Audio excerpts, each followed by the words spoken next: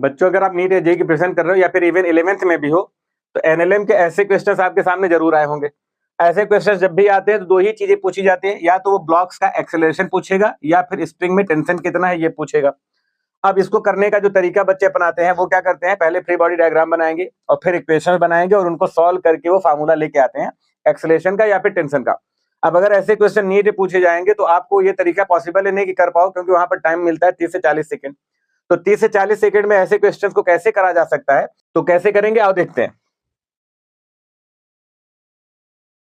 अब यहां पर जैसे ये एक हमारा एक सिस्टम दिया हुआ है, इसके टेंशन का फार्मूला आपको याद करना है। अब टेंशन का फार्मूला क्या है, प्रोडक्ट अपॉन सम। प्रोडक्ट अपॉन सम का मतलब है दोनों मासेस का प्रोडक्ट और डिवाइड बाय दोनों मासेस का सम, जो कि यहाँ पे लिखा हुआ है, ठीक है। प्रोडक्ट अपॉन सम m1 m2 upon m1 plus m2। और दूसरा क्या करना है, ये वाले जो एंगल्स है sin θ1 प्लस sin θ2, बस ये फार्मूला आपको याद करना है। इसी से जितने भी डायग्राम बने थे या उस टाइप के जितने भी क्वेश्चन है सारे सॉल्व हो जाएंगे।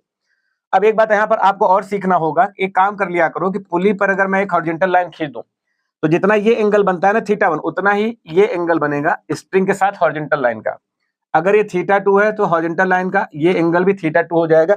ये एक ट्रिक है जिसकी जरूरत पड़ेगी आगे क्वेश्चन को सॉल्व करने के लिए। तो ये हमारा एक तरीका है। अब आगे आते हैं। अब जैसे मान लो इसका टेंशन लिखना है, तो आपको सबसे पहला काम क्या करना है, एक हॉरिजॉन्टल लाइन खींचना है और इसके टेंशन का फार्मूला आप कैसे बनाओगे, उसी फार्मूले से प्रोडक्ट अपॉन सम। तो यहाँ पर मैंने लिख रखा है m1 m2 upon m1 plus m2 और ब्रैकेट में क्या करना है sin θ1 और sin θ2। तो बस यही एंगल्स की ही वैल्यू आपको हर डायग्राम में निकालनी होगी। तो हॉरिजॉन्टल लाइन के साथ स्प्रिंग का एंगल, तो ये एंगल कितना है बताओ, 90 डिग्री। हॉरिजॉन्टल और वर्टिकल के बीच में 90 डिग्री का एंगल बनता है। तो sin θ1 हमारा 90 डिग्री और θ2 भी 90 हो गया। sin 90 की वैल्यू होती है 1, तो 1 प्लस 1 क्या हो जाएगा, 2 हो जाएगा। तो यानी कि 2 यहाँ पर आके मल्टीप्लाई होगा तो टेंशन का फार्मूला ये बन जाएगा। अब अगले डायग्राम पर आ जाओ। अब जैसे ये डायग्राम है, फिर से पुली पर एक हॉरिजॉन्टल लाइन खींचो और प्रोडक्ट अपॉन सम कर दो मास का। अब बस एंगल चाहिए आपको। अब यहाँ पर अगर आप हॉरिजॉन्टल लाइन खींचते हो तो हॉरिजॉन्टल लाइन का इस स्ट्रिंग के साथ जो एंगल बन रहा है वो 0 डिग्री बनेगा और यहाँ पर कितना बन रहा है, 90 डिग्री। बस यही एंगल डाल दो, आपका फार्मूला तैयार हो जाएगा, ठीक है। sin 0 और प्लस sin 90। अब sin 0 की वैल्यू 0 होती है, sin 90 की वैल्यू 1, तो 1 प्लस 0 1 ही आएगा, इससे 1 से मल्टीप्लाई करो तो यही बचेगा। तो देखो इसका टेंशन का फार्मूला बन गया, ठीक। अगले डायग्राम पर आ जाओ। अब यहाँ पर आ जाओ, फिर से हॉरिजॉन्टल लाइन खींचो, प्रोडक्ट अपॉन सम करो, बस एंगल चाहिए भाई, है ना।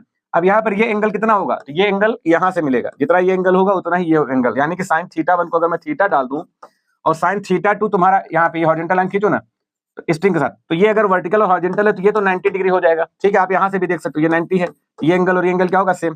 तो यहाँ पर sin 90 हो जाएगा और sin 90 की वैल्यू होती है 1, तो 1 तो sin θ प्लस 1, है ना। तो देख लो m1 m2 upon m1 plus 2 1 plus sin θ, तो ये हमारा हो गया।